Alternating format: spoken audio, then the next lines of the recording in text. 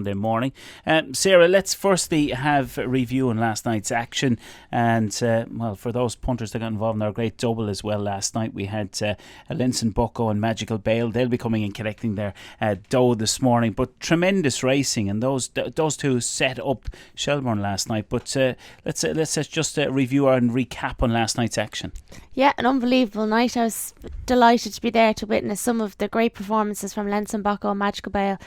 Particularly Linson Bucko, he was just, again, paw perfect from the traps to the line, recording the exact same time he did the week previous, 29.27. And we've slashed him into 2-1 from 9-2 now to win the Derby. So he's the clear favourite, with Magical Bale, the second favourite, at 5-2, slashed from 6-1.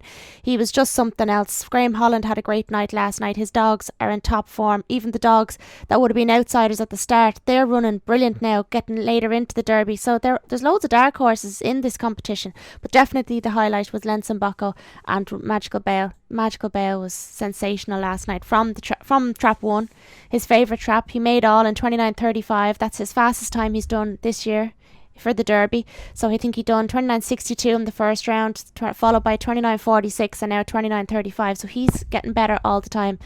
But he is a competition dog. He loves the Derby. He comes to life in Shelbourne Park.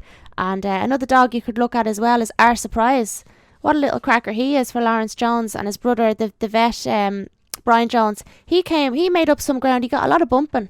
I watched the replay over and over when I got home last night, and he's 16-1 now in the outright, and he's a cracking little dog if he gets a run at them. Same with BoyleSports King. He's got an awful lot of pace. He done so well to qualify last night, as did Kilmacdonough. Look, there's so many dogs you could talk about. They all ran incredible.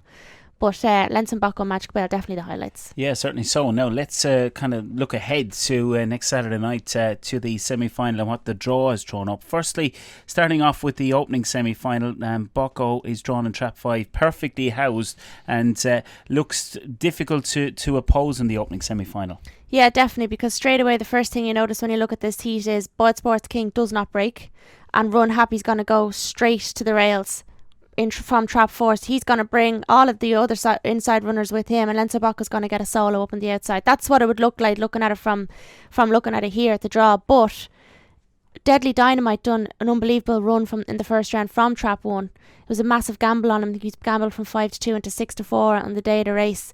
So he's a little dark horse in that race. Same with Sophie's Man in trap 2. The two of them are going to be battling for early pace, as is Moritz Boher. So I think because there's so much early pace on the inside, Linson Bucko's he's gonna appreciate that, and I think the race will be run to suit him. Now, looking at the second semi-final, probably the better of the two on paper. Magical Bale again has got his lovely red jacket there for the semi-final, and Mucky Bray was a little unlucky in last night's quarter-final. Got into a bit of bumping with the one Sophie's Man last night. Music to Our Ears drawn in 3, Ballydoyle Valor 4, Kilmacdonough in 5, and Our Surprise in 6. But on the draw for the second semi-final, very, very difficult again to oppose Bale in 1. Yeah, you can't oppose him. He's gonna come out through the bars as he always does. He'll definitely lead here. His kennel companion in trap 3, Music to Our Ears, showed his great early pace last night, but he just didn't stay, and there's too much pace in this race from Our Surprise and Kilmacdonough. So even if he did lead, you could see him being picked up, no bother whatsoever. But I think Magical Bear will lead up on the inside, and again Kilmacdonough, I wouldn't mind her from trap 5 at all. That wouldn't put me off. She can win from any box, so she's going to make up ground like she always does. She goes in and out of dogs, like she's just so clever, and the way she came around the last bend last night, she scooted in and she was forced to go out wide, but she just buckled in real tight and just drove on home and bumped Droopy's pension on the run in home. She was unbelievable, she really was. But I think Magical Bale will win again from trap 1, and Kilmacdonough and Our Surprise will qualify. Yeah, it's going to be a tremendous night's action next Saturday night. We've got the outright prices, as we've mentioned, up there. Bucko now 2-1 favourite to 5-2 Magical Bale. Not much separating those top two.